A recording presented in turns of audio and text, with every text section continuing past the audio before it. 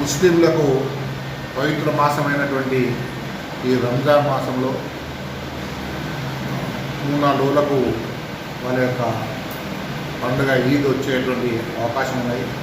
ఈ సందర్భంలో BRS party రామాంపేట శాఖ తరఫున ముస్లిం సోదరులకు అందరూ కూడా ఇఫ్తార్ విందు చేయాలనేటువంటి ఆలోచనతో ఈరోజు ఇఫ్తార్ విందు ఇవ్వడం జరిగింది. వాళ్ళందరూ కూడా ఈ ముస్లింలు ఏదైతే దేవుని పైన వాళ్ళ అల్లా పైన నమ్మకం ఉంచి ఉపవాస దీక్షలు ఏదైతే చేస్తారో వాళ్ళందరూ కూడా మంచి జరగాలని, అదేవిధంగా వాళ్ళ ఆరోగ్యమే కానీ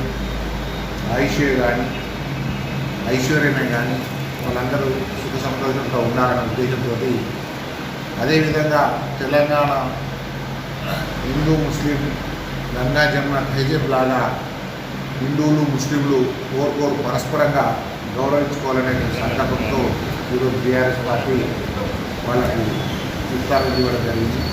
వాళ్ళందరూ కూడా పండుగ శుభాకాంక్షలు తెలియజేస్తున్నారు.